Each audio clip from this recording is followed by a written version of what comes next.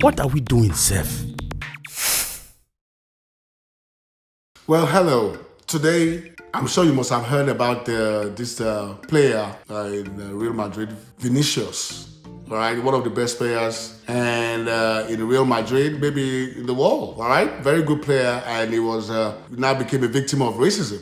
That's what we might be chatting about today. It's a little bit touching when you see players, especially players of color like I am, going through this. We all go through it. There's no person that of color, especially black, that has not been subjected to such, sentiments anywhere you are, especially in developed countries. Here we are, a superstar, play in a super league for a super club, coming from a super footballing country, Brazil, and earning super money, but is being attacked racial-wise, being looked at as an inferior being. What are we doing, Seth? Now, but you guys, let me say this. You have to understand that when you're a black man, woman, anywhere you see yourself, especially in a foreign land, most likely you'll be subjected to such stupid ridicule. In this case, you're looking at someone that is professionally playing or living his career in Europe and is going through that. Can you relate to it? Whether you're an African or wherever you come from and you see yourself in a European country, have you ever experienced that? Please let me know in the comments, all right? But here's my take on this. As long as you are a black person, you most likely will be subjected one way or the other and be looked at as inferior. Racism remark will come your way. You can imagine what these players are going through when they are doing so well and a superstar of that caliber be mocked by a fan, calling him names and all of that. How will you feel? How about if you are not a superstar? You are just a normal player. So you can imagine the level of racism that person will have been subjected to. Talk less of one that is a superstar. Why? I was hearing in some circles where people say, oh, it's so rampant in Spain. No, it's everywhere. It's not just in Spain. And if you remember, let's go back a little bit, even in England, in the football national team, I think the last European Championship where England was playing the finals against Italy. They were doing well to that point, right? For the most part, a lot of black players were, in that team that made that happen. They got to the finals, were playing the finals, they had to play penalties. I'm sure most of you remember. They lost the penalty. You know why? Because 3 players lost their penalty kicks. Who are those players? They were black players. Now you know, Saka, Sancho, and Rashford. They lost their penalties. Before this time, they were loved. Nobody saw color. But immediately that happened, oh my goodness, racism was reigning supreme. All kind of nonsense. Inferiority. They are this, they are that, they are blah, blah, blah, blah, blah. 2021 European Championship. Those 3 guys will never forget. So there's racism everywhere, all right? But you see, I tell you this, there's nothing we can do about it. Oh yes, because that's just the way it is. And to some extent, you will wonder, maybe Europe is not originally my place, okay? Maybe America is not originally my place. Their history, we know the history, we know the story, right? The migration of slavery and all that, you know the history. I think it's time we now look at what is ours and make the best of it. Africa, yeah, that's what we need to realize that is ours, that is home. I'm not saying nobody should go anywhere in the world. You can travel to anywhere and stay there, that's fine. But there might be consequences, in this case racism, that will come your way.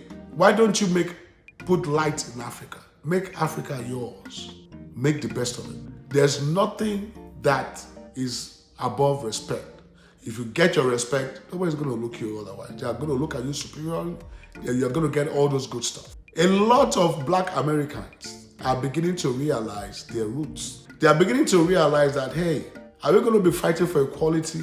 Are we going to be fighting for rights throughout our life? Maybe that word respect needs to be in our name too. When they say a black person, they should look at the black person with respect, not without. Because when they don't look at you with respect, racism and all the likes takes place. How do you get respect? Why don't you make Africa a fortress? Why don't you make Africa a place to live All right? A lot of black Americans are beginning to see that, and they are beginning to know that, hey, I think it's time we make Africa what it should be. A lot of them are going back. Superstars. Before we even mention some of the names, Tyler Perry, for instance, let's start from America. He realized that, look, the way blacks are being treated in Hollywood shouldn't be the way. He went and built his own Hollywood. Respect. A lot of black Americans that are superstars today, if it wasn't for Tyler Perry's Hollywood, nobody would have known them. That is what I'm saying. You have to put respect on your name. And if you keep having the mentality that, oh, these people are better than us, or I cannot eat without these people, you cannot get respect. You have to do things yourself. That is what Japan did. That is what China did. Even India. Africa can do the same. We have all the resources, human and otherwise. We will always have those resources. It is now left for us to make the best of it and earn our respect. Kevin Hart, Oprah Winfrey, Steve Harvey, lots of them like that. Samuel Jackson, James L. Jones, Billy D. Williams, Forrest Whitaker. These are household black actors, black names that have gone and identified themselves with their roots. They have realized that Africa is actually theirs and they can make Africa what Africa should be. We should take that as an inspiration. For those African Americans that don't like to call themselves African Americans, let's stop deceiving ourselves. I've heard one or two, they will tell you, oh, I don't want to be called African Americans because I lived my life here, I was born here, I'm an American. I understand all those sentiments. It does not change the fact. As long as you're a black man, you're an African. Period. It doesn't change it. So let's just keep it straight. Let's begin to see what happened to this player, Vinicius. The Europeans feel that they are doing you a favor by paying you. So you should just keep quiet and just move on. They are even attacking him for coming out and, voicing out his concerns about how he was being treated. All right? Rather than attacking the issue, they are attacking the guy that is not comfortable. Because they are thinking, for the most part, that they are actually helping him. They are making him a superstar. You are an employee to us. Okay? So keep quiet. That's basically what it is. Is that good enough? Is that where we want to see ourselves be? Our children? Our children's children? It is time Africa sees itself as a place where you can live and enjoy life. Steve Harvey went to Africa, came back, should I say educating his fellow black folks in America, telling them that, hey, go and visit Botswana. Go and visit Africa. It's a place to be. Go and identify with your roots, where you come from. Go and identify your home. It doesn't matter how you try to be defensive about it. You, from your heart of heart, will know that at some point, you need to do the same thing. Africa needs to put its acts together, do the right thing. You have all the resources, you have the intelligence, you have everything. It is now left for us to manage it, package it, make Africa what it should be. Africans were once very united, but it was destroyed. There is nothing that any other race will hate more but to see Africans unite. When Africans are united, they conquer the world. All right? A lot of people don't want to see that. So don't be deceived. We are Africans. All right? It is time for us to put Africa in its rightful place. Put light in Africa. What I mean light, not electricity. I mean make Africa bright. Put your resources there. Go and find out who you are and get it done. Let's develop our own league. Why are you patronizing a league where they don't recognize you as being equal to everybody else? I don't get it. Is that how you want to compromise your life? Why is it that you cannot bring out your own league and make the best of it, regardless of how developed the other ones are? Love your own. When you love and nourish your thing, it will grow. And nobody's going to come around and call you... Look, I understand that in many African, we have ethnic groups, we have what is called tribalism. Oh, I understand all of that. We have our issues. Nobody said anywhere is paradise. But you see, there is a difference between racism and tribalism. So in tribalism, you can have various tribes. but they are not going to count you as inferior. Racism, they see you as an inferior being. That's even worse. Okay? So we know we are not inferior in any way. Of course not. Okay? The least you can get here is equality, which is what we are still fighting for. How long are you going to be fighting for equality? Why not go and take yours and enjoy the equality, all the good stuff you can enjoy in your own home rather than renting, if you know what I mean. So folks, I feel the sentiments of how the player is feeling. I understand it has been going on for a long time. It's not just in Spain. It has happened in England, Denmark. Mention it. It has happened. And it's always going to happen. Always. Until you decide to go and have your own infrastructure in place. All right? Go and have your own footballing culture in place. Your activities, everything. Go and have it. Put it in place. Feed it. Love it. Maintain your culture. You have to love what is yours before somebody can love it back. If you don't love your culture, what do you expect any other person to love it for? You won't. After all, you, the owner, don't. Our leaders need to understand that. Now, talking about leadership in Africa, I can understand the leadership of maybe my generation or the generation before mine. They have the mentality of catching up. It's always their pocket first and their family first. You know, selfishness, greed, and that is what has eaten up the continent, all right? There are some aspects that people will say, if you give an African anything to manage, come back in 10 years, there's nothing else to manage, they will have destroyed it. It's a mentality. We have to change that mentality. Because right now, there are some leaders, they want to be president of their country, but they are living in another person's country. How does that make sense? How can development come in such, when you keep deceiving yourself and your people? So, I understand the sentiments of Vinicius. I can understand. All right? If Brazil can pay him the money he's getting now, it won't be out of Brazil. So I can understand that. And there's nothing wrong plying your trade, like I said, anywhere you want to.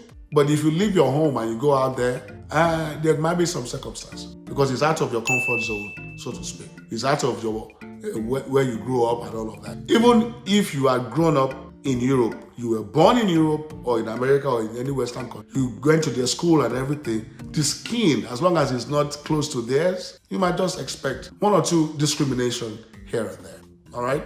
So, hey, I'm just saying, what do you think about the way Vinicius handled it? I can understand he was very angry, and it's not the first time. You could just couldn't take it anymore, okay? What do you think? Let me have your take on the comments. And please subscribe if you have not. Share this conversation and let me have your take on it as well. Is it not time that we develop what is ours? Or should we just live our life and just continue compromising and taking all the so-called nonsense and just compromise on our life? Is that normal? Or should we just take the bull by the horn and nourish what is ours and make ours and love it so that nobody can talk to you or degrade you as a person? Which one? Which one do you think is better? It is left for us. Our leaders in any African country, in the Caribbean, our leaders should change the mentality. The good thing again is, though our leaders are fixed, because when somebody is about 40 up, it is hard to change their mentality. But the children that they think they are doing, that these leaders have taken out to go and school in these Western countries, are beginning to also realize. So I'm believing that the next generation of children are wiser, they are more knowledgeable. That's why in a place like Nigeria, because of the social media impact, they are not just subjected to a kind of radio or TV station that is government generated, but they are now, globally listening to things and how things work. So they have a better idea. The mentality is a bit different. So when they see themselves in power, we are believing, the older generation are believing, that they will do a little bit of things different. So hopefully when they get into power, they will do things differently. And with the impact of the African Americans that are now beginning to go to Africa to actually see what Africa is. Because many of them before now, I remember when I just came to this country, they were asking me whether we still live on trees. But now they cannot ask such questions. Why? Because they are beginning to have African friends. They talk well, they speak well, very refined, very intelligent. They are like, wow, what's going on? So they are curious enough to go to Africa and actually finding out that Africa is actually developing. Africa is actually a great place to be. So they are coming back with that knowledge and making all other African Americans know that they don't live in trees actually. They have beautiful homes. beautiful culture, beautiful food, beautiful people. So the mindset is beginning to change. So I'm believing the new generation with that kind of mindset, they will have a better understanding of how things work and how they can apply it to what is theirs and make theirs theirs. All right? So that we can stop all this nonsense and compromising our lives because of what we think we don't have. We have it all. Where we are, a lot of places that we go, they actually depend on Africa for many of its natural resources to develop their technology and all of that. So Africa is still very well nourished because it's natural. We just have to learn how to manage it. All right, let me get your take on this one. And always remember, do unto others what you want others to do unto you. We'll talk again, folks. Let me get your comments and we'll talk about it too. Bye-bye.